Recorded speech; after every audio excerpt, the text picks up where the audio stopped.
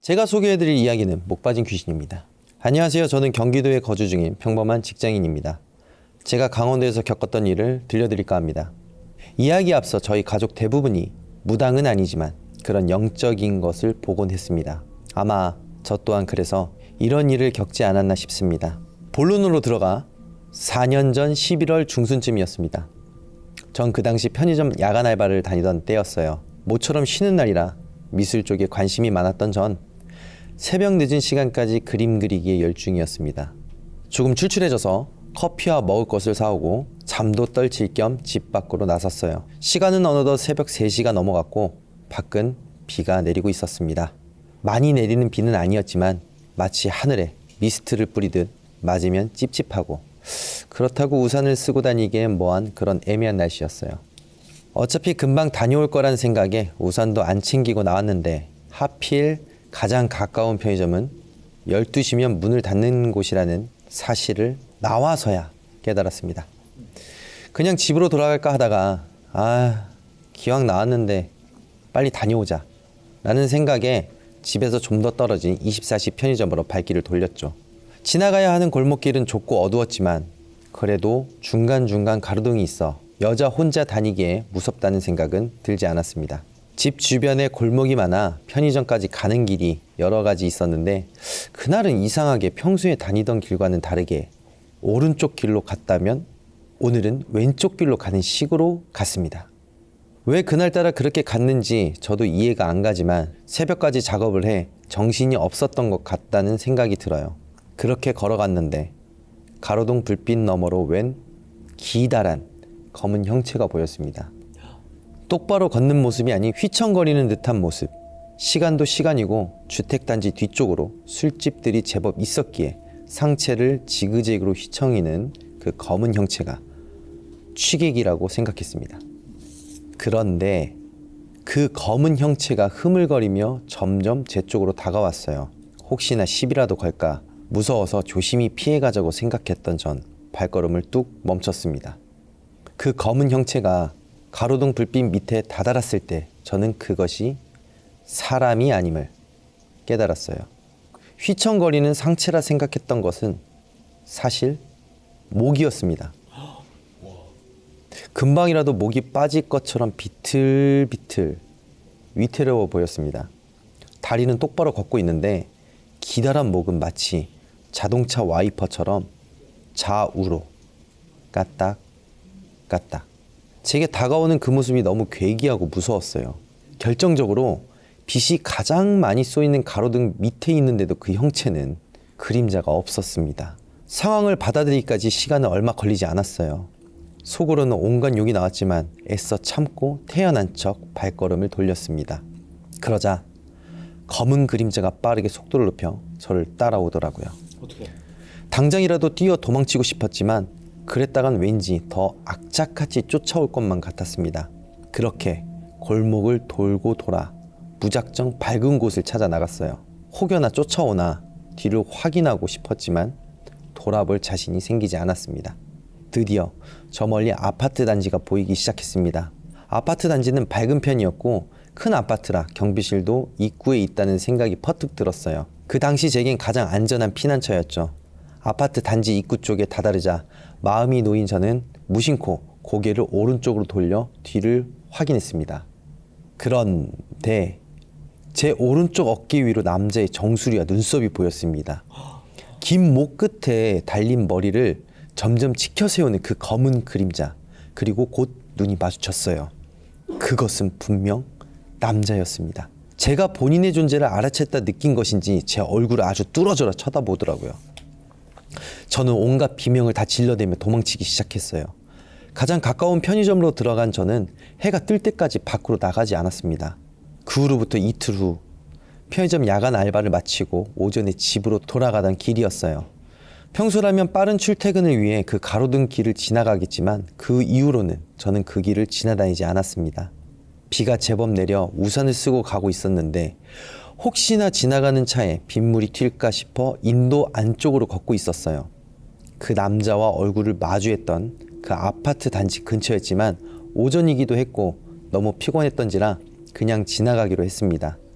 피곤함에 지쳐 바닥만 보며 걸어가고 있는데 쓰고 있는 우산 오른쪽 너머로 한기가 느껴졌어요. 뭐지? 싶어 우산을 살짝 들쳐 보는 그 순간 왜? 그 목이 긴 남자의 얼굴이 사냥감을 노리는 뱀처럼 제 얼굴을 향해 빠르게 다가왔습니다. 으악! 저는 외마디 비명과 함께 바닥에 쓰러지고 말았어요. 끼익! 학생, 괜찮아요? 일어나 봐요. 그러나 제가 쓰러진 곳은 인도가 아니었습니다. 놀랍게도 제가 쓰러진 곳은 차도였어요. 지나가는 차 때문에 빗물이 튈까 싶어 분명 안쪽으로 걷고 있었는데 왜 제가 여기 쓰러져 있는지 도무지 이해가 가지 않았습니다. 정신을 차리고 보니 바로 코앞에 트럭 한 대가 서 있었고 그 옆엔 아저씨 한 분이 저를 걱정스럽게 바라보고 계셨어요. 학생, 혼자 걷고 있던 거 맞지? 네? 맞아요. 얼떨결에 대답하는데 이어지는 아저씨의 말이 충격적이었어요. 아니 학생이 잘 걷다가 갑자기 붕 날아서 차도로 떨어지지 뭐야. 누가 세게 밀친 것처럼 말이야. 나도 너무 놀랐네. 괜찮아 학생? 트럭 아저씨는 이어서 막 바뀐 신호라 천천히 달리고 있어서 다행이지 안 그랬으면 정말 큰일 날 뻔했다고. 당시엔 어안이 벙벙하고 그 목이 긴 남자 때문에 인지하지 못했었지만 무릎과 손바닥만 까진 것이 천만다행이었습니다. 그날 이후 저는 한동안 밖에 혼자 나가지 못했어요. 알바를 다녀올 때도 항상 친구를 불러 같이 다녔고 일을 쉴 때는 집 밖으로 단 한 발자국도 나가지 않았습니다. 하루하루가 지날수록 제 정신은 피폐해져 가는 것 같았고 그 남자에 대한 두려움은 점점 화로 바뀌어가기 시작했습니다. 도대체 누구길래 자꾸 나타나서 저를 괴롭히는지 말이에요. 그렇게 일주일 정도 지났을 때 친구의 권유로 기분 전환 삼아 머리도 다듬을 겸 쉬는 날 미용실을 찾았습니다. 그 남자를 마주친 곳에서 얼마 떨어지지 않은 곳이었었죠. 그런데 미용실 손님들이 주고받은 대화의 내용이 심상치 않았습니다. 그 얘기 들었어? 저번 주에 여기 가로등 앞집에서 사람이 죽었대. 세상에, 어쩌다가? 그 집 아저씨가 목을 맸다는데 시체가 참 요상하더래. 목이 쭉 늘어져가지고 죽어 있었다는 거야. 저는 뜻밖에도 그 미용실에서 목이 긴 남자의 정체에 대해서 알 수 있었습니다. 단번에 그 남자가 내가 봤던 그 남자구나 직감했어요. 미용실 사람들이 말하는 시간과 제가 그 남자를 만난 시간이 거의 일치한 점도 그렇지만 이상하게 확실하다는 느낌을 받았습니다. 높은 곳에서 목을 맨 시체는 발이 바닥에 떨어진 채 매달려 있는 것이 보통인데 그 남자는 목이 늘어나 발끝이 땅에 닿아 있더랍니다. 마치 금방이라도 목이 떨어져 나갈 듯이 말이죠. 아주머니의 말을 듣고 상상만 해보았는데도 그때 악몽이 떠올라 저는 그냥 대기하다 말고 미용실 밖으로 뛰쳐나왔습니다. 그 남자는 왜 그런 모습으로 저에게 나타났던 것일까요? 혹시 저에게 뭔가 하고 싶었던 말이 있었던 걸까요? 아니면 자신을 알아본 저를 그저 괴롭히고 싶었던 것이었을까요? 4년이 지난 지금도 그 해답은 찾지 못하고 있습니다.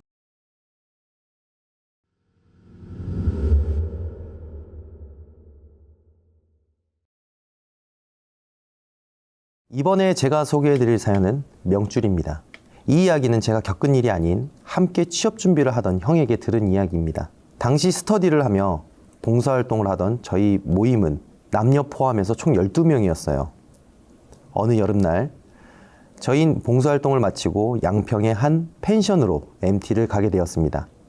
저녁을 먹고 잠자리에 들기 전에 여름밤을 달굴 무서운 이야기를 누군가 시작했죠. 이야기는 대부분 시시했지만 분위기는 점점 고조되어 가고 있었습니다. 그런데 저희들이 하는 무서운 이야기를 가만히 듣고 있던 형이 머리를 극적이며 고민하다 입을 열더라고요. 이런 자리에서 얘기하긴 뭐 한데 나 사실 귀신한테 잡혀갈 뻔한 적 있다. 생각지도 못한 발언에 모든 이목이 형에게 집중되었습니다. 귀신에게 잡혀갈 뻔한 적이 있다고? 처음엔 그저 저 형 좀 치네? 분위기를 좀 잘 띄우네? 라고 생각을 했었죠. 그런데 형이 조금 주저하다 털어놓은 얘기는 정말 생각보다 더 놀라웠습니다. 때는 80년대 후반, 형이 갓 중학생이 되었던 때 아버지의 사업이 망해 시골로 이사한 지 얼마 되지 않았던 무렵이었대요. 당시 과수원을 하던 할아버지의 집으로 들어가게 되었는데 사업 실패로 큰 충격을 받으셨는지 시골로 내려오자마자 아버지는 시름시름 앓으셨다고 합니다. 어머니와 형이 할아버지의 과수원 일을 도와 근근히 빚을 갚아가며 버텼다고 해요. 도시에서만 생활하던 어머니와 형은 처음엔 시골에 적응하기가 참 힘들었다고 합니다. 그러나 불편함도 잠시 시간이 지나고 시골 특유의 거름 냄새도 더 이상 역하지 않게 익숙해지더랍니다. 하지만 도저히 익숙해지지 않은 것이 딱 한 가지가 있었는데 그건 바로 재래식 화장실이었다고 해요.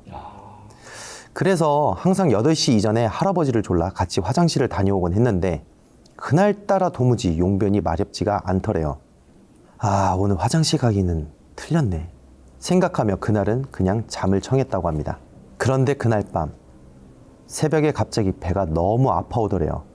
처음엔 그냥 참고 자볼까 했는데 점점 참을 수가 없을 정도로 배가 아파서 결국 화장실을 가야 할 것 같아 자리에서 일어났대요.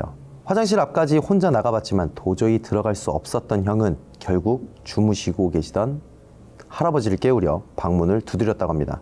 할아버지, 나 배 아파요. 할아버지, 일어나봐. 나 배가 너무 아파서 못 참겠어. 화장실 좀 같이 가주라. 형의 목소리를 들으셨는지 잠시 뒤 할아버지가 주섬주섬 옷을 걸쳐 입으며 방에서 나오셨대요. 말없이 마당으로 먼저 나서시는 할아버지를 따라 나간 형은 화장실 문도 닫지 못한 채 급히 용변을 보았다고 합니다. 그런데 평소 형이 용변을 보고 있을 때면 할아버지가 등지고 서서 이런저런 말을 주고받았는데 그날따라 할아버지가 마주보고 서서 형을 뚫어져라 쳐다보고 있더래요. 형은 할아버지 발끝만 보고 있었는데 시선이 너무 또렷이 느껴졌대요. 우리 할아버지, 오늘따라 왜 이렇게 말이 없지? 배가 너무 아파서. 할아버지 미안. 많이 피곤해요? 보통 형이 이렇게 말을 걸면 조용히 웃으시며 빨리 나오기나 해라 이 녀석아. 하시는 다정한 성격이셨는데 그날따라 아무런 대꾸조차 없으시더래요. 뭔가 어색한 기분에 형은 계속 할아버지, 할아버지 부르며 말을 걸었다고 합니다. 하지만 끝까지 짧은 대답조차 하지 않으셨고요. 이쯤 되니 형도 좀 화가 나더래요. 그래서 아, 할아버지, 내 말 안 들려? 짜증을 내며 할아버지를 올려다 보았답니다. 그런데 할아버지의 얼굴을 확인하는 순간 형은 흠칫 놀랐대요. 할아버지의 얼굴이 묘하게 이상하더래요. 분명 할아버지의 얼굴은 맞는데 낯선 사람이라는 느낌이 강하게 들었다고 합니다. 할아버지는 커다란 풍채와는 다르게 부드러운 인상에 늘 하회탈 같은 웃음을 달고 사셨는데 그날따라 어둠 속에서 본 할아버지의 얼굴은 그야말로 야차 같은 모습이었대요. 할아버지? 이번에도 대꾸 없이 그저 빤히 형을 바라보더랍니다. 갑자기 그런 할아버지가 너무 무서워진 형은 제대로 바지도 올려 입지 못하고 화장실을 뛰쳐나왔대요. 그렇게 방으로 피하려던 형을 잡으려던 것인지 할아버지가 갑자기 손을 휙 뻗던 순간 벌컥 이놈, 내 손자 데려가지 마라. 형을 잡아치려던 할아버지의 뒤로 방문이 벌컥 열리더니 다급하게 맨발로 달려나오고 계셨습니다. 그 모습을 보자마자 형은 너무 놀라 그만 기절하고 말았대요. 형이 겨우 정신을 차렸을 때는 날이 밝은 후였다고 합니다. 자리에서 일어나 상황 파악을 하던 형은 자신의 손목에 실이 돌돌 감겨 있는 것을 발견했대요. 할머니가 자주 쓰시던 하얀 명주실이었다고 하더라고요. 이게 왜 손목에 감겨 있지? 하고 이상하게 여긴 형은 길게 늘려트린 실을 당겨보았다고 합니다. 명주실을 따라 시선을 돌리자 옆에 누워 계시던 할아버지의 손목에도 실이 감겨 있는 것이 보였대요. 아, 내가 밤에 혼자 나갈까봐 할아버지가 묶어놨나 보다. 형은 그때까진 자신이 요란하게 꿈을 꿨다고 생각했대요. 간밤에 겪은 일이 정말 생생한 꿈인 것만 같았고 곤히 잠들어 계신 할아버지의 얼굴을 가만히 바라보던 형은 자신이 알던 할아버지가 맞다는 생각이 들어 마음이 편해졌다고 합니다. 할아버지를 깨우려던 형은 이내 할아버지의 반대편 손목에도 실이 묶여져 있는 것을 보게 되었다고 해요. 그 실을 따라가 보니까 방을 지나 마루를 건너 아파 누워있던 아버지의 방까지 연결이 되어 있었대요. 실이 아버지에게도 묶여 있는 건가 싶던 그때 시골로 내려온 이후 몸이 아파 한 번도 방 밖을 나서지 못하셨던 아버지가 달칵 문을 열고 나오시더랍니다. 오랜만에 건강해 보이는 아버지의 모습에 형은 너무 기뻐 와락 아버지 품에 안겼대요. 할아버지는? 할아버지 아직 주무셔. 형의 머리를 쓰다듬어 준 아버지는 할아버지께 문안 인사를 드려야겠다며 곧장 방으로 들어가셨다고 해요. 그런데 들어가시고 나서 얼마 지나지 않아 갑자기 아버지의 오열 소리가 들리더랍니다. 아버지 이렇게 가시면 어떡해요, 아버지! 울부짖던 아버지의 목소리를 떠올리면 지금도 형은 마음이 먹먹해진다고 해요. 그만큼 처절하게 오열을 하셨대요. 할아버지는 할머니를 모신 절에 같이 모셨다고 합니다. 49제가 지난 후에야 무거운 분위기가 조금 가벼워진 것 같아 형은 아버지께 조심스럽게 이야기를 꺼냈다고 해요.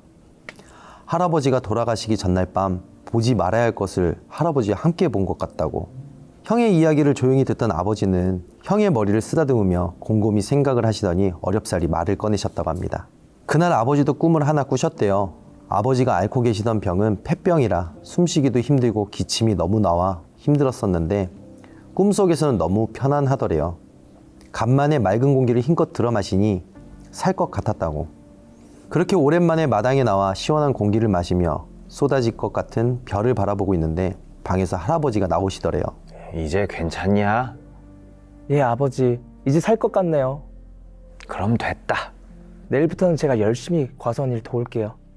아버지의 말에 할아버지가 환하게 웃으시며 등을 토닥토닥 두들겨 주셨대요. 아버지가 형에게 울먹이며 이렇게 말씀하셨다고 합니다. 할아버지가 우리를 살리려고 대신 떠나신 것 같구나. 생전 감기 한 번 걸린 적 없이 강골이셨던 할아버지가 돌아가신 이유는 급성 폐렴이었다고 해요. 이후 형의 아버지는 시골 생활 덕분인지 할아버지의 덕인지 앓고 있던 폐병이 다 나으셨다고 합니다. 과수원을 물려받아 지금도 건강히 운영하고 계신다고 해요. 형은 할아버지와 연결되어 있었던 그 명주실을 지금도 고이 간직하며 힘든 일이 있을 때마다 꺼내보곤 한대요. 보고 나면 할아버지가 머리를 쓰다듬어 주시며 위로해 주시는 느낌이 든다고 합니다.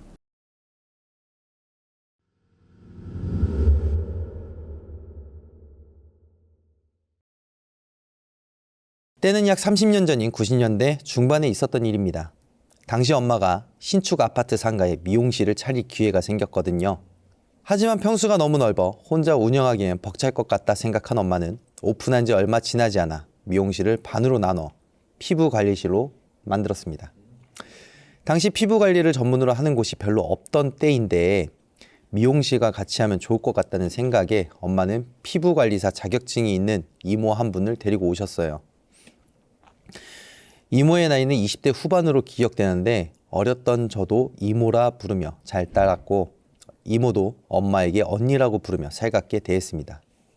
그러던 어느 날 미용실은 9시면 문을 닫는데 상가가 신도시에 위치해 있어 집이 좀 멀었기 때문에 주로 아버지가 차로 엄마를 데려오셨습니다. 별일이 없으면 종종 집에 가는 길에 이모도 같이 차에 태워 집에 내려주곤 했는데 그날은 이모가 가게에서 자겠다고 하는 거예요. 사정을 들어보니 이모네 집이 또 단수가 됐다고 하네요. 이모네 집이 워낙 낡아 단수나 정전이 잦아서 그럴 때마다 미용실에서 자곤 했거든요. 미용실과 피부관리실은 서로 나눠져 있지만 피부관리실엔 베드가 있었고 추운 겨울도 아니었기에 잠을 자기엔 충분했습니다. 자정을 넘긴 시간 이모가 베드에 누워 자고 있는데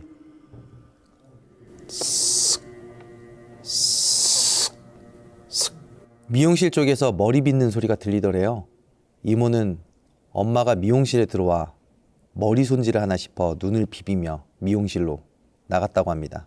언니는 이 밤중에 무슨 머리를 하고 그러다 퍼뜩 뇌리를 스치는 생각이 저희 엄마의 머리는 짧은 단발이라는 것이었죠. 그러니 저렇게 머리 빗는 소리가 길게 들릴 리가 없었어요. 정신을 차린 이모가 혹시 이게 꿈인가 싶어 눈을 비비고 다시 보는데 어떤 여자가 미용실 의자에 앉아 머리를 빗고 있는데 머리카락이 얼마나 긴지 바닥까지 길게 늘어져 있었다고 해요. 그런데 그 여자가 사람이 아니라 느껴진 것이 거울에는 아무것도 비치지 않았다는 것이었습니다. 이모는 너무 놀랐지만 혹시라도 소리가 새어나올까 얼른 입을 틀어 막았대요. 그 귀신이 자신을 알아챌까 조심스럽게 뒷걸음질 치는데 귀신이 빗질하던 손을 뚝 멈추고는 이모 쪽으로 고개를 쓱 돌려 이모와 눈을 마주쳤대요. 아니 정확히는 눈을 마주쳤지만 마주칠 수 없던 것이 두 눈이 없어 눈덩어리가 뻥 뚫려 있었답니다. 귀신은 소름 끼치는 웃음소리와 함께 이렇게 말했다고 해요. 너 내가 보이는구나. 그 순간부터 이모는 미친 듯이 미용실 밖으로 뛰쳐나가 뒤도 안 돌아보고 달리다 택시를 겨우 잡아 탔다고 합니다. 울고불며 요란하게 택시를 타니 기사가 이상하게 쳐다보았지만 이모는 아무것도 묻지 말고 최대한 빨리 말한 주소로 가달라고 애원했대요. 집에 도착해서도 한동안 뒤척이며 잠에 들지 못하다가 겨우 잠자리에 누운 순간이었습니다. 잠에 막 들려고 하는데 볼이 자꾸 간지러웠대요. 마치 누가 깃털로 볼을 간지럽히는 것처럼 계속되는 간지럼에 눈을 떴는데 아까 그 귀신이 이모의 코앞에서 이모를 바라보고 있었대요. 눈두덩이가 없이 까만 어둠만 보이는 눈을 말이에요.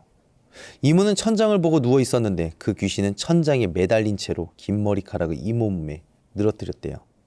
그 머리카락은 점점 자라나서 이모의 팔다리는 물론 목까지 점점 조여오기 시작했습니다. 이모는 목소리조차 안 나오고 온몸이 그대로 굳어가다 결국 기절하고 말았대요. 다음날 미용실은 그야말로 난리가 났다고 합니다. 엄마가 출근했는데 미용실 문이 그대로 열려 있었던 거죠. 이모는 나오지도 않았고요. 전날 그 머리 귀신에게 급히 도망치느라 그랬던 것이었겠죠. 이모가 그럴 사람이 아닌데 전화도 없이 무단으로 결근하자 엄마는 걱정이 되어 퇴근 후 이모 집에 찾아갔대요.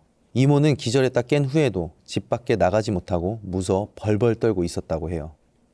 엄마도 그때 이모가 머리 귀신을 본 이야기를 들었다고 합니다. 엄마는 이모에게 헛것을 본 거다. 요즘 기가 약해져서 네가 그런 걸 볼 수도 있다. 라며 달래보았지만 이모는 도통 좋아질 기미가 보이지 않더래요. 엄마를 볼 때마다 눈물을 흘리며 이렇게 말했대요. 언니, 나 이제 어떻게 해? 나 너무 무서워. 엄마는 하는 수 없이 일단 집에서 안정을 취하라며 며칠 일을 쉬라고 했대요. 며칠 후 이모는 다시 출근은 했지만 전과는 좀 다른 사람 같았다고 합니다. 다시 출근을 하던 첫날 미용실 앞에 서서 한참을 들어가기 망설이다 엄마와 겨우 미용실에 들어섰고 미용실에선 절대 혼자 있으려 하지 않았다고 해요. 물론 그날 이후에는 미용실에서 잠도 자지 않았죠. 귀신을 보기 전과는 다르게 얼굴에 생기가 없달까? 뭐 그런 느낌이었다고 합니다. 그 생기가 없던 이모의 모습은 제 기억 속에도 어렴풋이 남아있어요. 그렇게 이모가 다시 출근한 지 일주일 정도 지났을 때 또 일이 벌어졌어요. 그날은 엄마가 잠깐 볼 일이 있어 1시간 정도 이모에게 가게를 맡기고 외출을 했대요. 이모는 앞서 말했듯이 미용실에 혼자 있기를 극도로 싫어해 엄마를 붙잡았지만 이모에게 관리받던 중인 손님도 있고 하니 엄마는 그 손님 케어가 끝나기 전엔 돌아오겠다며 이모를 달랬대요. 그제야 이모는 엄마를 보내줬다고 합니다. 엄마는 이모와 약속한 시간 내로 볼일을 보고 미용실로 돌아왔습니다. 그런데 그럼 또 올게. 엄마가 미용실로 들어가려고 하는데 어떤 아주머니가 미용실 밖으로 나오며 엄마와 마주쳤습니다. 저기 그렇게 가시면은 아주머니를 뒤따라 이모도 미용실 밖으로 따라 나왔다고 해요. 엄마와 마주친 아주머니는 가벼운 눈인사만 하고 가셨대요. 그 아주머니는 같은 상가지만 몇 칸 떨어진 곳에서 과일 가게를 하시던 아주머니였습니다. 엄마는 물론 이모와도 친분이 있진 않았지만 오고 가며 얼굴을 아는 사이였죠. 엄마가 떠올리길 미용실을 오픈하고 한 번도 온 적이 없었는데 그날 미용실에서 아주머니가 나온 것이 좀 이상했다고 합니다. 무슨 일이야? 아무것도 아니야. 엄마가 느끼기엔 아주머니가 다녀간 후 이모의 상태가 안 좋았대요. 귀신을 보고 원래 좀 안 좋았지만 그래도 엄마의 도움으로 많이 좋아지고 있었다 생각했는데 다시 귀신을 봤던 그 이모를 보는 것 같았대요. 계속 불안해하며 손톱을 물어 뜯었다고 해요. 그뿐만 아니라 엄마를 데리러 온 아버지에게 오늘은 이모가 먼저 나서서 집까지 제발 데려다 달라고 아버지에게 빌며 차에도 제일 먼저 몸을 실었대요. 언니, 오늘은 우리 집에서 자고 가면 안 돼? 얘가 진짜 왜 이래? 무슨 일 있었지? 그 아줌마가 와서 뭐라고 했어? 이모는 아주머니에 대해서는 얼버무리며 대답을 피했지만 그날따라 유독 엄마에게 3번이나 이모 집에서 자고 가라고 권유했대요. 하지만 엄마는 끝내 부탁을 들어주지 못하고 이모를 내려주고 왔습니다. 하필이면 그날 할머니가 집에 와 계셔서 엄마도 집을 비우고 이문에서 잘 수는 없었거든요. 사이드미러에 잡힌 이모는 아버지의 차가 안 보일 때까지 계속 우두커니 서서 쳐다보고 계셨다고 해요. 그런데 그 모습이 엄마가 본 이모의 마지막 모습이었습니다. 다음날 이모는 또 출근하지 않았던 것이었죠. 저번처럼 또 이모가 귀신을 본 것인지 걱정된 엄마는 이모 집에 계속 전화를 걸어보았지만 받지 않았대요. 그렇게 이틀이 지나고 나서야 이모에게 전화가 걸려왔대요. 언니, 나 더는 거기서 일 못하겠어. 미안해. 이모는 그 전화를 끝으로 2번 다시는 전화하지 않았어요. 엄마 미용실에 이모의 물건도 꽤 있었는데 그것도 그대로 두고 말 그대로 사라져버린 것입니다. 피부관리실이라는 곳이 생소하던 때라 값비싼 물건도 많았는데 말이에요. 또 당시엔 핸드폰을 가진 사람도 많지 않던 때라 마음먹고 잠적하면 찾기 힘들었다고 해요. 이상한 일은 그뿐만이 아니었습니다. 이모가 사라지고 미용실을 찾아왔던 과일가게 아주머니에 대한 괴상한 소문이 돌기 시작했어요. 엄마 직업이 미용사다 보니 동네 소문을 접하기 쉬운 편인데 오는 사람마다 과일가게 아주머니가 이상하다, 미친 것 같다라는 소리를 하는 겁니다. 소문의 내용은 아주머니가 허공에 대고 말을 걸고 심지어 과일을 깎아 먹어보라며 권유했대요. 마치 누군가 거기 있는 것처럼 말이에요. 또 과일을 마치 제사상에 올리듯 윗부분을 동그랗게 깎아 전시한다는 겁니다. 그 아주머니 소문 때문인 건지 그때부터 미용실 손님도 줄고 해서 엄마는 1년도 채우지 못하고 결국 미용실을 옮겼어요. 엄마가 미용실을 옮기고 나중에 들은 소문으로는 그 과일가게 아주머니는 무당이 되었다고 해요. 이 이야기는 몇 년 후에 엄마와 그 상가를 우연히 지나가다 문득 이모가 생각나 물어보며 듣게 된 이야기예요. 엄마가 이야기를 마무리하며 마지막으로 그 미용실을 나올 결심을 하게 된 계기를 들려주었는데 너무 소름 돋았어요. 한창 과일가게 아주머니 소문이 이상할 때 엄마가 미용실 문을 열어 그 과일가게를 지나가는데 분명 혼자였던 아주머니가 허공에 말을 걸더랍니다. 마치 옆에 누가 있는 것처럼. 그런데 그 말이 또 머리 했어? 그 미용실에서? 아, 이쁘네.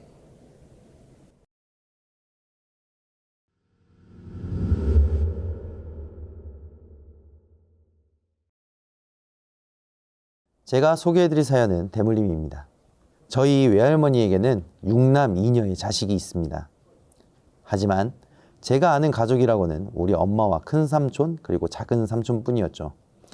그 이유는 작은 삼촌을 제외하고는 제 기억에 남지 않을 정도로 모두 일찍 세상을 떠나셨기 때문입니다.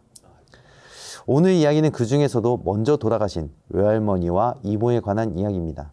이모는 제가 3, 4살쯤 돌아가셔서 저는 이모에 대한 기억이 전혀 남아있질 않아요. 이모에게는 딸이 3명이 있었는데 그 사촌 언니들만 명절 때나 가끔 만나곤 했습니다. 할머니께서 말씀하시길 대대로 외가 쪽은 신기를 타고 태어났다고 해요. 그래서 외할머니께서도 신을 받아야 하는데 증조 외할아버지의 반대로 받지 않으셨다고 합니다. 그런데 신내림은 대물림이 된다고 하나요? 어느 날 이모에게도 신이 내려왔고 이모는 고민하다가 신내림을 결국 받으셨다고 합니다. 문제는 이모부에게 비밀로 하고 몰래 받으셨다는 거예요. 한동안 이모부 몰래 작은 신당도 차리시고 점사도 보셨대요. 하지만 비밀은 오래가지 못했습니다. 이모는 원래 식당 일을 하셨었는데 영업을 마치면 밤마다 어디론가 사라졌다 나타나는 이모를 보고 이모부가 의심을 하기 시작했대요. 처음에는 이모에게 행여 다른 남자가 생겼나 생각했는데 미행 끝에 마주한 진실은 이모의 신당이었던 것이죠.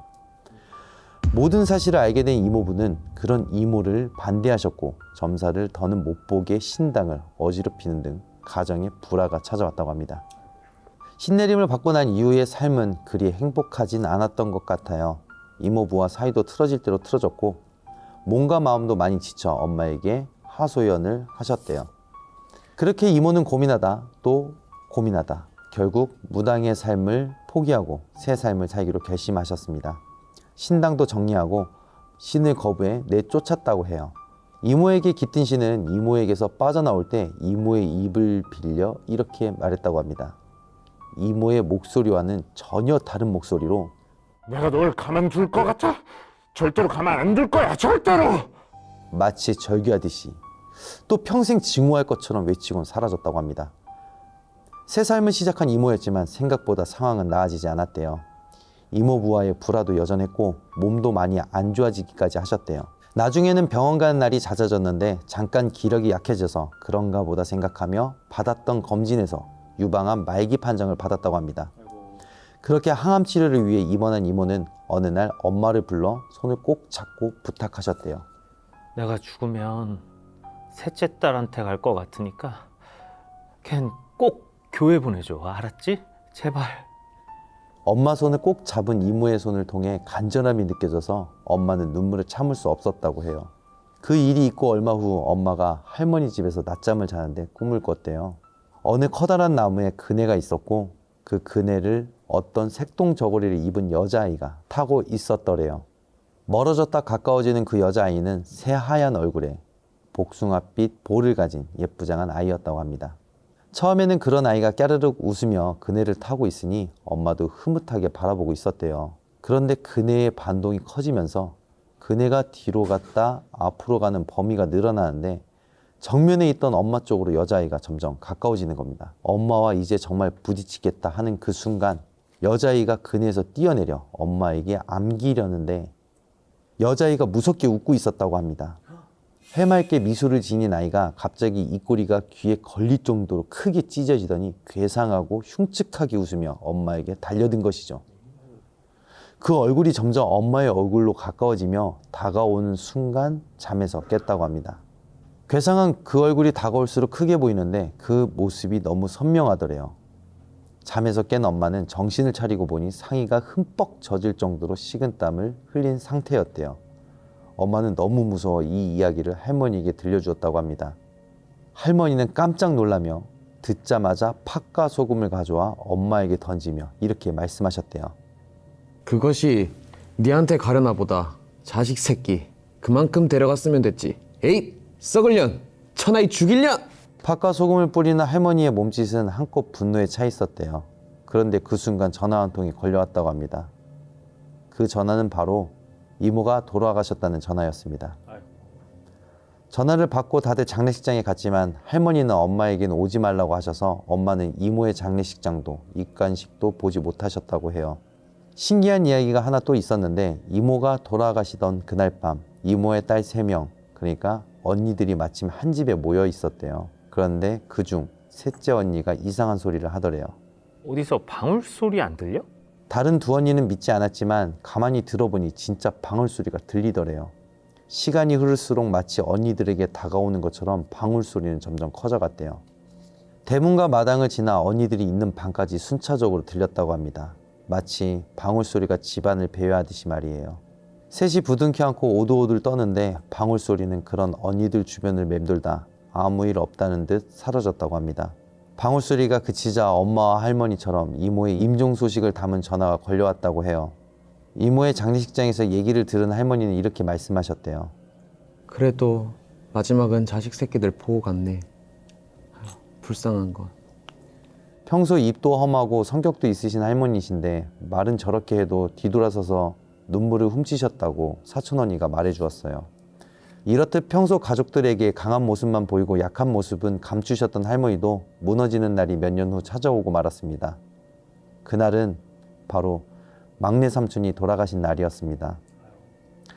제가 어릴 적 처음 겪은 장례식 모습이라 오랜 시간이 지난 지금도 기억이 뚜렷해요.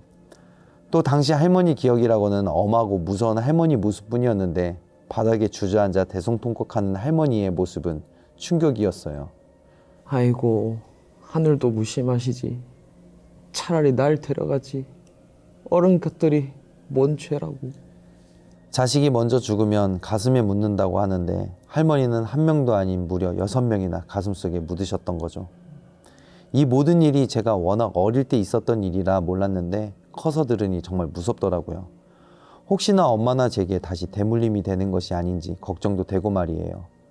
엄마의 말로는 할머니가 돌아가시기 전 엄마와 저 그리고 이모의 그 셋째 딸까지 해서 3명을 데리고 어느 절에 가서 신내림이 내려오지 못하게 해주셨다고 해요. 그러니 걱정하지 말라고 하셨습니다. 그리고 그렇게 그 의식을 치른 지 얼마 지나지 않아 할머니는 조용히 눈을 감으셨어요. 할머니가 돌아가시기 전에 했던 말을 엄마는 평생 잊을 수 없을 거라 하셨어요. 내가 미안하다. 다 내 잘못이다. 다 내 업보야. 내가 죽어서도 자식들이랑 손주들은 지킬 테니 걱정 말아라. 외할머니가 지켜주시고 계시기 때문일까요? 저도 엄마와 사촌 언니들도 지금까지는 별 문제 없이 잘 지내고 있습니다. 정말 이모와 외할머니는 신내림을 거부했기에 이렇게 벌을 받은 것일까요? 만약 저에게 신이 내린다면 저는 어떻게 해야 할까요?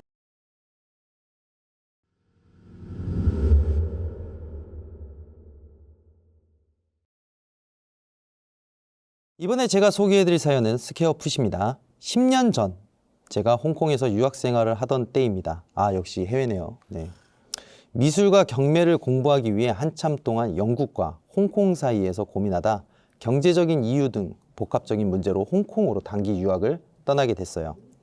모두가 아시다시피 홍콩의 집값은 어마무시하잖아요. 거처부터 정해야 하는데 혼자 준비하려고 하니까 정말 막막하더라고요. 그러다 싱가포르 여행을 하고 돌아오는 비행기 안에서 알게 된 홍콩 친구들이 떠올랐습니다. 피곤해서 눈 감고 있는 저에게 띨띨거리다가 용기 내어 가이드 책을 펼치고 말을 걸어왔던 젊은 커플이었어요. 그 중에서 제 옆자리에 앉아있던 케빈과 몇 번 이메일을 주고받았던 것이 늦게나마 생각나지 뭐예요. 곧바로 전 케빈에게 오랜만에 이메일을 보냈습니다. 보낸 지 얼마 지나지 않아 케빈에게 답장이 왔어요. 너무 반가워서 장문의 이메일을 보내온 케빈은 홍콩에서 지내게 될 저에게 많은 정보를 보내주었습니다. 홍콩에서 함께할 시간을 기대하고 있겠다는 케빈의 말이 어찌나 든든하고 기쁘던지 사람의 인연이라는 게 참 신기하다고 느껴지는 순간이었어요. 그중 케빈이 알려준 것이 스퀘어풋, 바로 홍콩 부동산 웹이었어요. 그런데 예상했던 것보다 더 렌트비가 비싸더라고요. 카테고리를 다 눌러보아도 제 예산에 맞는 집을 찾는 것이 생각보다 어려웠습니다. 며칠 동안 스퀘어풋을 들락날락했더니 어느 날 좋은 위치에 싼 가격의 집이 한 카테고리에 뜨더군요. 뭐 어느 홍콩 집처럼 좋긴 했지만 깨끗해 보이는 것이 마음에 쏙 들 정도로 저는 당장 계약을 했습니다. 그렇게 전 어설프지만 첫 해외살이를 시작하게 되었습니다. 홍콩에 도착하자마자 쏟아지는 서류 작업, 짐 정리 등을 해야 할 일이 어찌나 많은지 한동안 무슨 정신으로 지내는지 모를 정도로 적응하느라 정말 바빴습니다. 사실 처음 홍콩 집에 들어갈 때 걱정 많이 했거든요. 아무래도 외국인이다 보니까 계약하기도 까다롭고 좋은 집주인을 만나는 것도 운이 좋아야 하고 무엇보다 가전제품이나 화장실 변기가 잘 작동되는지 등등의 세세한 점을 확인하지 못하고 들어간 경우라 더 그랬죠. 그런데 제가 살게 된 홍콩 집은 전 세입자가 깔끔히 사용한 것인지 아니면 집주인이 관리를 잘한 것인지 너무 깨끗하고 혼자 생활하기에 딱 좋았습니다. 가전제품과 매트리스도 새 것 같았죠. 홍콩 생활도 차츰 익숙해지니까 하루하루 너무 즐거웠습니다. 여자친구가 바뀐 케빈도 자주 놀러오고 맛집과 지인들 소개도 많이 받았어요. 생활에 안정감이 찾아오니 공부도 너무 재밌더라고요. 그렇게 이 정도면 홍콩에 완벽히 적응했다고 생각하던 어느 날이었습니다. 거의 밖에서 끼니를 해결하고 들어갔지만 그날은 저녁을 포장해 집에 일찍 들어왔던 날이었습니다. 너무 피곤해서 맥주 한 캔을 곁들인 식사를 마치자마자 침대에 일찍 들어 누웠습니다. 테라스에 걸어놓고 갔던 옷이 갑자기 내린 소나기 때문에 젖어 있어 다시 빨래를 돌리고 싶었지만 손 하나 까딱하기 싫었던 기억이 나요. 그냥 침대에 누워 핸드폰을 하다 저도 모르게 잠든 것 같았습니다.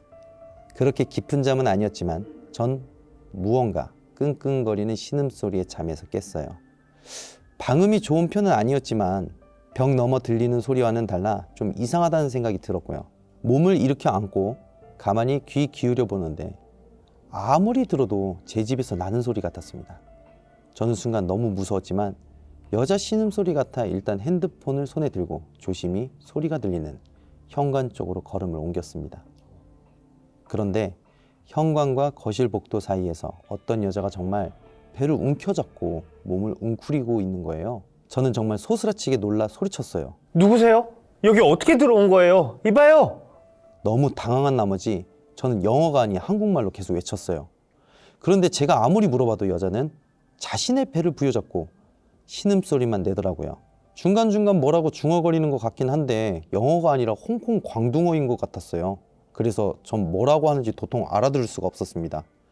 용기 내어 한 발 한 발 여자에게 다가가 보니 갑자기 여자가 고개를 확 드는 거예요. 저는 정말 너무 놀라 악! 소리를 내며 몸을 퍼뜩 떨었어요. 여자의 상체가 온통 피투성이었거든요. 벌벌 떨리는 손으로 핸드폰을 켜고 어디에 전화를 걸어야 하는 거지? 홍콩도 구급대 신호가 119인가? 순간 진짜 별별 생각을 다 하며 키패드를 제대로 누르지도 못하고 있는데 갑자기 현관문 두드리는 소리와 함께 괜찮냐고 묻는 목소리가 들려왔어요. 아무래도 제 비명소리가 아파트에 울렸던 것 같아요. 하지만 제가 더 기겁했던 것은 그 현관문 두드리는 소리에 퍼뜩 핸드폰에서 시선을 떼고 앞을 바라보자 피투성이의 여자가 감쪽같이 사라져 있었다는 것이었어요. 그렇게 한참을 멍하게 서 있었던 것 같았습니다. 밖에서 계속 괜찮냐고 묻는 소리와 벨 누르는 소리가 들려 겨우겨우 정신을 차렸어요. 문을 열고 나가 아무 일 아니라고 겨우 해명을 하고 들어와서도 한참을 침대에 앉아 있었습니다. 떨리는 몸이 오랜 시간 동안 진정되질 않았어요. 다음 날 제 안색이 안 좋았던 건지 같이 공부하던 홍콩인 친구가 괜찮냐고 물어보더라고요. 저는 간밤에 겪었던 일을 꿈인 것처럼 얘기해 주었습니다. 제 얘기를 다 들은 친구가 제게 다음부터는 무서운 꿈을 꿨을 때는 화장실을 다녀오라고 하더라고요. 화장실에서 나쁜 기운을 털고 오라고요. 알고 보니 홍콩 사람들이 믿는 미신 중 하나였어요. 저는 걱정해 준 친구에게 알았다고 다음부터는 꼭 화장실에 가겠다고 웃어주었습니다. 그렇게 좋은 사람들이 곁에 있어 다행이라고 생각이 들어 마음이 또 안정이 되더라고요. 그런데 단 한 번 겪은 일 때문이었는지 너무 충격을 받아서 그런가 그날 이후로 잠자리가 괜히 뒤숭숭하더라고요. 한참을 뒤척이다 잠드는 일도 많고 자다 깨다 반복하는 날도 늘어났습니다. 수면의 질이 좋지 않으니 당연히 컨디션도 나빠져갔고요. 그래서 이제 주말이니 가볍게 한잔하고 가자는 친구들의 제안을 거절하고 일찍 들어온 금요일이었습니다. 13일의 금요일이라 더 기억에 남았습니다. 입맛도 없고 잠이 모자라 너무 피곤했어요. 그래서 샤워를 한 후 그냥 바로 침대에 누웠습니다. 핸드폰으로 음악을 조그맣게 틀어놓고 겨우 잠을 청했어요. 그래도 꽤 오래 잤던 것 같아요. 해가 지기도 전에 잠들었는데 제가 악몽을 꾸고 일어났을 때는 새벽이었으니까요. 꿈 내용은 기억나지 않지만 기분 나쁜 꿈이었던 것 같아요. 잠결에 에어컨을 껐는지 샤워하고 보송하게 잠들었었는데 온몸이 땀에 끈적거렸어요. 저는 순간 친구의 말이 떠올랐죠. 악몽을 꿨을 때 화장실에 가 털고 나오라던.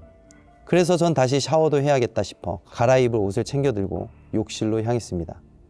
발바닥에도 땀이 났는지 쩍쩍 소리가 났어요. 내가 내는 소리인데도 정말 듣기 싫다는 생각을 하며 욕실 불을 켜고 문을 열었는데 저는 그 자리에서 헉 소리를 내며 엄청 빠르게 뒷걸음질 치고 말았습니다. 어떤 여자가 변기에 머리를 박고 쓰러져 있었거든요. 변기의 물과 여자의 주변은 온통 피바다였습니다. 저는 평상시에 공포영화도 고어물도 잘 보는 편이에요. 하지만 제 눈앞에 나타난 이 여자의 모습이 얼마나 생생하고 현실적인지 영상으로 보는 것과는 정말 차원이 달랐어요. 겨우 걸음을 옮겨 화장실 문을 닫았습니다. 눈앞에 보이지 않게 되니 서러움이 훅 몰아치며 눈물이 터지더라고요. 엄마도 아빠도 하물며 매일 투닥거리던 남동생도 지금 당장 이 무서움을 나눌 상대가 없다는 것이 이날따라 어찌나 서럽고 무섭던지 처음으로 타국 생활의 힘듦을 알게 되었어요. 그날 도저히 집에 있기 무서워 지갑만 챙겨 들고 가까운 호텔에 가 자고 왔습니다. 처음엔 그래도 애써 잊으려고 노력하며 지냈는데 또다시 비슷한 일을 겪고 나니 집에 들어가기가 점점 더 무서워지더라고요. 밖에서 시간을 보내다 들어가는 것이 이제는 한계에 다다랐고요. 그래도 어느덧 유학생활의 절반이 지나왔으니 마음을 굳건히 먹고 참아보기로 했습니다. 다행히 그날 이후로 악몽을 꾸는 일은 있어도 더 이상 여자들의 잔인한 환영은 보이지 않았어요. 그렇게 몇 달이 지난 어느 날 홍암에 있는 수제버거 맛집에 들렸다 집으로 가는 길이었어요. 제가 지내는 곳과 조금 떨어져 있는 곳이었지만 숨은 맛집이 많은 곳이었거든요. 그래서 자주 가곤 했어요.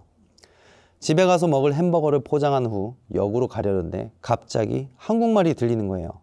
소리가 나는 방향으로 고개를 돌리자 한국 사람 4분이서 이 길이 맞네, 아니네 하고 얘기하고 있는 모습이 보였어요.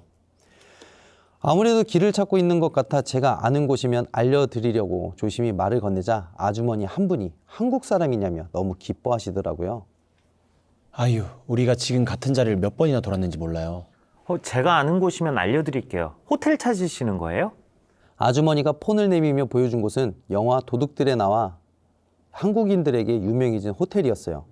걸어가기에는 어른들에게 너무 멀 것 같아 저는 차라리 택시를 타는 것이 좋다고 말씀드렸습니다. 괜찮으시면 제가 택시 잡는 방법을 알려드리겠다고 말하려는데 갑자기 옆에서 아주머니와 제 대화를 듣던 일행분 아저씨가 제게 대뜸 말을 거는 거예요. 아가씨, 그 집에서 얼른 나와요. 거기 곧 또 큰일 날 거야. 네? 그러고는 이어서 혼잣말로 둘이나 붙었네. 중얼거리시는 모습에 저는 소름이 돋았어요.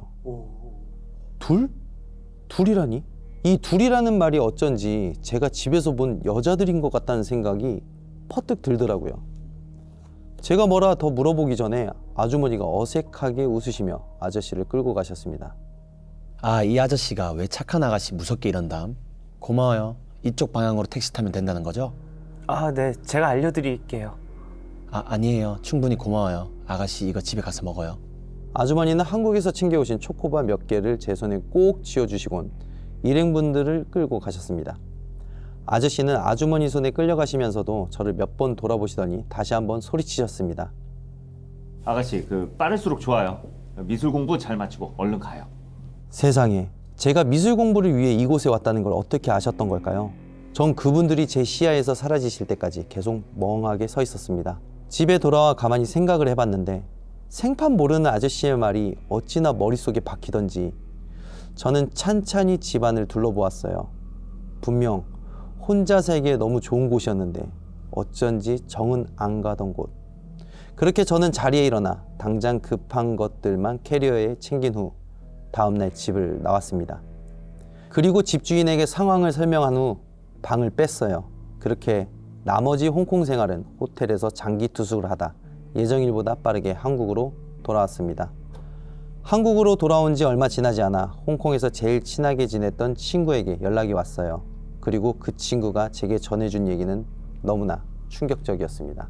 제가 한국으로 돌아간 직후 제가 살던 집에서 살인사건이 났다는 거예요.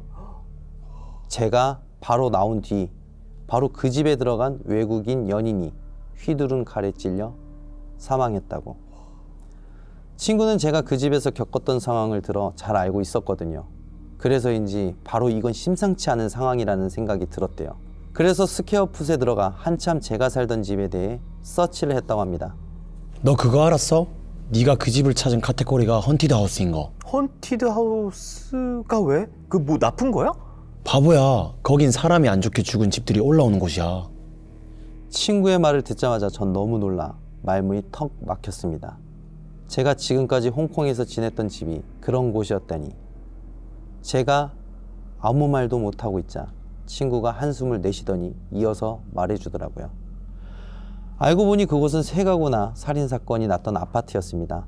예전에 그 아파트로 이사 오고 싶었던 한 여성이 집값을 떨어뜨리기 위해 무작위로 아무 집이나 쳐들어가 살인을 했다고.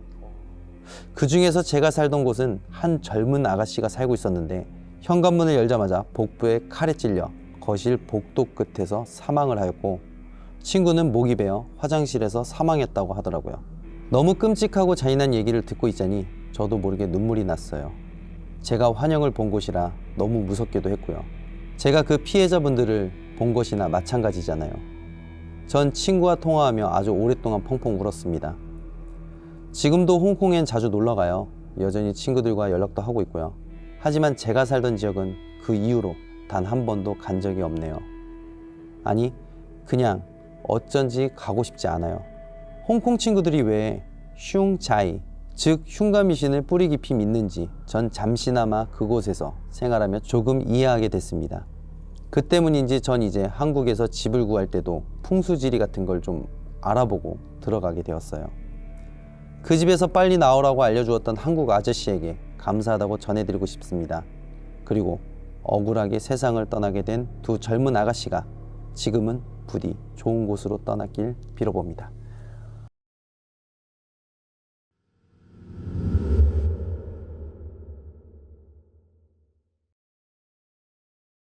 어릴 적 저희 집에서 모셨던 신주단지에 관한 이야기를 들려드릴까 합니다. 제가 2, 3살쯤 부모님은 시골에 내려가 아픈 할아버지를 모시며 살았어요. 그렇게 할아버지가 돌아가신 5살, 6살 무렵까지 지냈던 것 같아요. 할아버지에 대한 추억은 딱히 없지만 어릴 적 흐릿하게 기억되는 할아버지의 모습은 친근한 할아버지가 아니라 무서운 망태 할아버지였습니다. 그도 그럴 것이 할아버지는 치매는 물론 알코올 중독 증세까지 보여 언제 폭력을 일삼을지 모르는 시한폭탄 같은 존재였거든요. 큰 며느리였던 저희 엄마는 그런 할아버지를 지극정성으로 모시다가 한 번 폭주라도 하면 어린 저희들을 데리고 이웃집으로 피난을 다니곤 하셨습니다.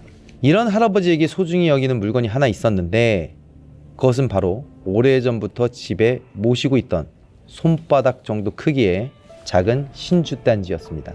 가족들에게 모지게 폭력을 행사하다가도 그 신주단지는 금이야 오기야 박박 정성스럽게 닦고 기도드리곤 하셨죠. 할아버지가 돌아가신 후 아버지는 이 신주단지를 할머니가 계실 때부터 소중히 모셔온 것이라며 챙겨들고 대구로 이사 왔습니다. 그런데 이상하게 그 신주단지를 집에 들이고부터 집안에 큰 파도가 일렁이는 듯 안 좋은 일들이 생겼어요. 꽤 괜찮게 사업을 하셨던 아버지가 파산에 이르게 되었고, 그로 인해 엄마도 생활전선에 뛰어들며 돈을 버셔야 했고, 그렇게 저희 가족은 대화는 점차 단절되었고, 검은 정장을 입은 모르는 아저씨들이 와 집안 곳곳 빨간 딱지를 붙이는 등 어린 저에게 불행한 나날이 이어졌습니다. 그뿐만 아니라 엄마의 건강이 점점 안 좋아지기 시작했어요. 아버지 사업이 망한 후 일을 많이 하셔서 그런지 해가 거듭될수록 몸이 눈에 띄게 안 좋아지기 시작했습니다. 추운 겨울 내복 차림으로 밖을 서성이다 동네 주민들이 발견해 집에 데려다 주시기도 했어요. 그런데 엄마는 내가 언제? 하시고 기억이 없다 하셨죠. 제가 막 20살이 되었을 때쯤 자다가 갑자기 비명을 지르거나 검은 옷을 입은 사람들이 밤마다 엄마를 쫓아온다며 밤잠을 설치는 지경까지 이르렀습니다. 그 모습이 마치 예전 할아버지를 보는 것 같다고 아버지는 말씀하셨어요. 저도 아버지의 말에 고개를 끄덕이는 것이 언제부턴가 엄마는 할아버지가 애지중지하던 신주단지를 엄마 본인이 모시기 시작했습니다. 할아버지처럼 정성껏 닦고 기도하고 옛말 그대로 신주단지 모시듯 엄청 정성껏 말이죠. 어쩐지 이 모든 일들의 원흉이 저 신주단지 때문인 것 같다는 생각이 들어 저는 고민 끝에 엄마를 설득해 가까이에 사는 이모와 함께 한 무당집을 찾아갔습니다. 그런데 그 무당은 제가 말하지도 않았는데 갑자기 집에 신주단지가 있냐고 물어봤습니다. 그 물음에 제가 자초지종을 설명하니 무당은 직접 저희 집에 가서 둘러봐도 되냐고 했어요. 이거 거의 뭐 당직기네요. 네. 그렇게 집에와 늘 놓여있던 자리에 있던 신주단지를 본 무당은 이 단지 이 집안 조상도 아닌데 왜 모시고 있는 거야? 왜 연줄도 없는 처녀를 집안에 들여 이 사단을 만들어? 집안 대대로 내려놓은 것인 줄만 알았던 신주단지가 사실은 우리 조상이 아니었던 것이었습니다. 무당이 엄마에게 어떻게 이 신주단지를 집에 들인 것인지 묻자 엄마가 대답했어요. 시간을 거슬러 올라가 제가 태어나기도 전인 아버지가 갓 20살이 되었을 때 일이에요. 제가 태어나기 전 돌아가신 할머니가 절에서 이 신주단지를 받아 집에 들이신 거라고 해요. 그 이유는 아버지의 수명이 짧으니 꼭 이 신주단지를 집에 들여 정성껏 모셔야 한다고 어떤 스님이 말했다고 합니다. 그 스님 말로는 우리 조상신을 이 신주단지에 모셨으니 정성껏 모시라 했는데 할머니가 그 말을 철석같이 믿었던 것이죠. 그러나 신주단지가 집에 들어오고부터 할아버지의 술주정과 폭언이 시작되었고, 할머니는 과거 엄마가 그랬던 것처럼 할아버지의 증상이 심해질 때마다 이웃집으로 피신하곤 했대요. 할머니는 할아버지가 난동을 부릴 때마다 아무것도 모르고 신주단지에 정성껏 기도를 드렸대요. 여기까지만 들어도 문제는 신주단지에 있는 것 같은데, 할머니는 신주단지를 정성껏 모시다 집에 들인 지 몇 년 지나지 않아 뇌출혈을 일으켜 돌아가시고 말았습니다. 저는 당장이라도 그 절을 찾아가 신주단지를 줬다는 스님을 찾아 캐묻고 싶었지만 시간이 너무 지나 소용없을 거란 생각에 마음이 답답했습니다. 무당은 먼저 부적을 쓰고 귀신 쫓는 나무를 우리 가족에게 주며 굿으로 단지를 없애자고 했어요. 가장 빠른 날을 잡아 낙동강에서 무당은 기도하고 칼을 휘두르며 강에 천을 던지는 행위를 했다고 합니다. 이후 신주단지는 그 무당이 직접 처리하겠다고 법당으로 가져갔습니다. 그렇게 모든 것이 끝났다고 생각했던 찰나 며칠 후 그 무당에게 연락이 왔습니다. 무당이 가져간 신주단지가 사라졌다는 연락이었어요. 그 무당도 말하기를 한 번도 이런 적이 없었기에 자신도 도무지 이해가 안 간다는 거예요. 신주단지를 법당 한 구석에 바닥에 잘 두었는데 감쪽같이 사라졌다는 겁니다. 정말 말 그대로 이 세상에서 증발한 것처럼 말이에요. 무당은 전에 줬던 귀신 쫓는 나무를 원래 신주단지가 있던 자리에 두면 괜찮을 거라 저희를 안심시켰습니다. 신주단지가 사라졌다는 소식에 찜찜한 마음을 지울 수 없겠지만 그래도 저는 알터니가 빠진 것처럼 마음 한편이 시원했어요. 신기하게도 신주단지가 사라지고부터 엄마의 건강이 많이 회복되고 예전에 그 자상했던 엄마로 돌아오셨거든요. 전엔 머리가 너무 아프고 누가 날 조종하는 기분이었는데 이젠 하나도 안 그래. 이 말에 엄마를 끌어안고 얼마나 울었는지 모르겠어요. 그런데 이 행복은 그리 오래가지 않았습니다. 엄마의 상태가 좋아진 것은 딱 한 달뿐이었어요. 신주단지를 처리하고 한 달이 지나고부터 엄마의 상태는 다시 안 좋아지기 시작했습니다. 아니, 전보다 더 안 좋아지셨어요. 저번처럼 검은 옷을 입은 사람이 자신을 부른다며 이불을 뒤집어 쓰고 벌벌 떠시기도 하고 어쩌다 겨우 잠이 드셔도 어느새 갑자기 일어나 가족들을 빤히 쳐다보고 계시는 등 증세가 날로 심해졌죠. 뿐만 아니라 새벽만 되면 악을 쓰고 밖으로 나가려고 하는데 어찌나 힘이 센지 온 가족이 붙어도 겨우 붙잡을 정도였습니다. 몸이 왜소하신 편인데 어디서 그런 강한 힘이 나오는지 정말 다른 사람 같았어요. 또 가렵다고 옷을 벗고 온몸을 긁으시는데 피가 날 정도로 긁어대는 통에 가족 모두가 말리느라 애먹기 일쑤였습니다. 이런 일이 반복되던 어느 날 엄마는 먼저 간다는 예고도 없이 저희 곁을 떠나고 말았습니다. 혹시 신주단지를 너무 늦게 처리해서 엄마가 돌아가신 것은 아닌가 싶어 너무 죄송하고 또 죄송했어요. 조금이라도 빨리 신주단지를 처분했다면 엄마의 상태가 좋아져 오랜 시간 저희와 행복한 시간을 보내지 않았을까 하는 자책과 후회가 물밀듯이 밀려왔습니다. 그렇게 눈물로 하루하루 보내다 엄마가 잘 계신지 궁금해 다른 무당집을 찾아갔습니다. 무당이 말하기를 원래 그 신주단지로 인해 제가 그만큼 아팠어야 했는데 엄마가 그 영향을 마치 방패처럼 막아준 것이라고 하더라고요. 그 말을 들으니 저는 더욱 괴로웠습니다. 덧붙여 그 기운들이 이제 제게 올 거라며 삶이 평탄치 않을 수도 있다고 말을 했어요. 아직까지는 별 문제 없이 지내오고 있지만 무당의 말을 쉽사리 무시할 수가 없네요. 왜 그 스님은 정체 모를 신주단지를 우리 가족에게 이렇게 주어 가정에 불화를 가져다 주었을까요? 그 신주단지가 우리 엄마를 데려간 것 같아 그 스님이 많이 원망스럽습니다. 신주단지가 사라진 것도 그렇고 불안한 마음이 이렇게 사연을 신청하게 되었습니다.